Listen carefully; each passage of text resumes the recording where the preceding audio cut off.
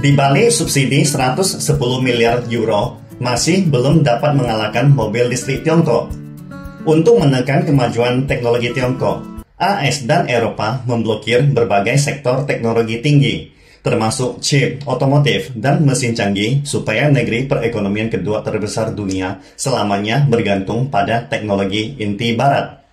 Namun kenyataannya, selama semua industri dan teknologi yang ada adalah buatan manusia, maka tidak ada alasan hanya negara barat yang bisa melakukannya. Perbedaan satu-satunya hanyalah sejauh mana waktu dan langkah pengembangan untuk mengejar. Contoh yang paling nyata adalah perusahaan seperti BYD, Huawei, DJI, ByteDance, TikTok, dan masih banyak perusahaan Tiongkok lainnya yang maju pesat di tengah ancaman teknologi dari barat, membuat negara-negara barat semakin tidak percaya diri dan pusing kepala. Perlu diketahui, waktu yang dimiliki oleh produsen mobil besar seperti Jepang, Korea, dan Jerman semakin berkurang. TikTok. Seperti biasa, begitu Tiongkok menguasai sektor teknologi tinggi tertentu, berarti kesempatan bagi negara lain semakin berkurang. Jadi, tidaklah mengejutkan jika produksi dan penjualan mobil Tiongkok akan mencapai puncak dunia tahun ini, menggantikan Jepang sebagai pemimpin dan pengekspor mobil terbesar dunia. Kanselir Jerman Olaf Scholz, yang berpenampilan sebagai bajak laut Karibia, memakai penutup mata hitam karena jogging dan cedera, memberikan semangat kepada para produsen mobil Jerman dan Uni Eropa yang sedang dilanda kecemasan di International Motor Show Germany atau IAA Mobility 2023, pameran otomotif internasional Jerman di Munich awal September lalu. Kanselir berusia 65 tahun ini menyatakan bahwa menghadapi persaingan dari mobil listrik Tiongkok, produsen Jerman harus terinspirasi, bukannya ketakutan. Dia juga mengumumkan rencana subsidi dan insentif senilai 110 miliar euro untuk mendukung perkembangan industri mobil listrik Jerman melawan Tiongkok. Sebelumnya, semua produk teknologi yang tidak dimiliki Tiongkok, Eropa dan Amerika selalu berusaha mengeruk laba sebesar-besarnya di Tiongkok. Misalnya, Volkswagen, perusahaan mobil tingkat dunia, meluncurkan mobil lawas seperti Santana yang dipandang sebelah mata oleh masyarakat internasional. Ternyata mendapatkan penjualan ratusan ribu unit di Tiongkok dengan harga yang jauh melampaui harga biasa di Eropa. Namun, untuk merebut pasaran Tiongkok, Volkswagen meluncurkan mobil listrik terbarunya, ID.3, yang disebut sebagai Golf mobil listrik. Terlihat sangat mewah di Eropa dengan harga 320.000 RMB. Tetapi di pasar Tiongkok dijual dengan harga jauh lebih rendah, hanya 130.000 RMB. Apakah Anda berani mempercayainya? Mobil mewah yang sama, konfigurasi yang sama, dijual jauh lebih murah di pasar Tiongkok daripada di Eropa. Jerman tidak lagi berani angku, tidak lagi mahal, malah semakin murah. Ini adalah kenyataan yang terjadi di Tiongkok, di mana keunggulan Tiongkok dalam kendaraan energi baru adalah sulit tertandingi di dunia. Dan tidak ada satupun negara barat yang berani mengancam Tiongkok dengan istilah produk mewah seperti dulunya. Inilah kenyataan dan wajah asli negara-negara barat. Ketika mereka tidak bisa mengalahkan Anda, maka taktik umum negara-negara barat yaitu berupaya segala cara menghentikan perkembangan Anda.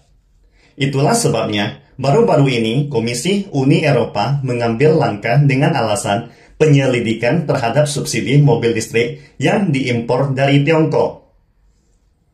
Just FYI, penyelidikan subsidi dan penyelidikan anti-dumping adalah bentuk bantuan perdagangan internasional yang bertujuan untuk melindungi produsen dalam negeri. Namun, penyelidikan subsidi mobil listrik Tiongkok oleh Uni Eropa kali ini dilakukan hanya berdasarkan perasaan subjektif mengenai program subsidi dan potensi ancaman, dan tidak didukung oleh bukti yang cukup, yang melanggar aturan organisasi perdagangan dunia yang relevan. Artinya, tindakan Uni Eropa ini adalah tindakan proteksionisme, perdagangan yang telanjang, yang dilakukan dengan alasan perdagangan yang adil. Hari ini, perusahaan otomotif Tiongkok menyediakan mobil listrik yang memiliki nilai yang sangat kompetitif dan memenuhi berbagai kebutuhan pasar dan konsumen di seluruh dunia, termasuk masyarakat Eropa. Keunggulan ini tidak datang dari subsidi pemerintah pusat, melainkan dari terus-menerus mengembangkan teknologi dan inovasi perusahaan otomotif lokal dan perusahaan dalam rantai pasokan mereka yang telah terakumulasi selama persaingan sengit di pasar domestik Tiongkok. Uni Eropa seharusnya melihat perkembangan industri mobil listrik Tiongkok dengan lebih objektif dan tidak sembarangan menggunakan senjata dagang sepihak untuk menghentikan atau meningkatkan biaya produksi dan operasi mobil listrik Tiongkok di Eropa. Uni Eropa menuduh mobil listrik Tiongkok menerima subsidi besar-besaran dari Beijing yang mengganggu pasar Eropa dengan menekan harga. Namun, klaim ini sangatlah tidak masuk akal, karena harga mobil listrik Tiongkok di Eropa justru jauh lebih tinggi dibandingkan dengan harga di Tiongkok. Sebagai contoh, harga BYD Atto 4 di Eropa sebesar 50.000 euro. Sementara harga di Tiongkok sekitar 200.000 RMB. Demikian juga harga Tesla Model Y dan Model 3 yang diekspor dari Gigafactory Shanghai ke Eropa juga jauh lebih tinggi dibandingkan harga di Tiongkok. Perlu dicatat bahwa kebijakan subsidi mobil listrik baru Tiongkok telah sepenuhnya ditarik pada akhir tahun 2022. Sejak akhir tahun 2018, untuk persaingan yang lebih adil, pemerintah pusat telah memerintahkan semua tingkat pemerintah lokal untuk segera mencabut subsidi mobil listrik. Sebaliknya, Uni Eropa dan AS masih terus memberikan subsidi untuk mobil listrik.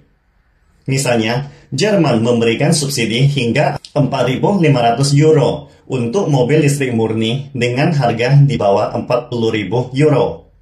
Prancis memberikan subsidi 5.000 euro untuk konsumen umum dan 7.000 euro untuk keluarga berpenghasilan rendah.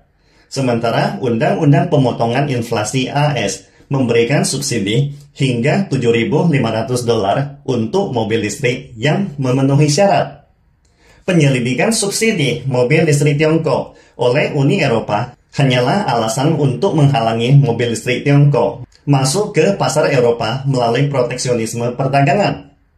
Uni Eropa harus memahami bahwa industri otomotif adalah industri global yang sangat bergantung pada pasar yang terbuka dan persaingan yang adil, bukannya sekedar proteksionisme.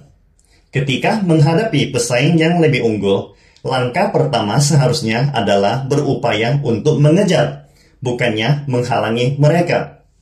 Sebenarnya, industri otomotif Tiongkok dan Eropa memiliki ruang kerja dan kepentingan bersama yang sangat luas.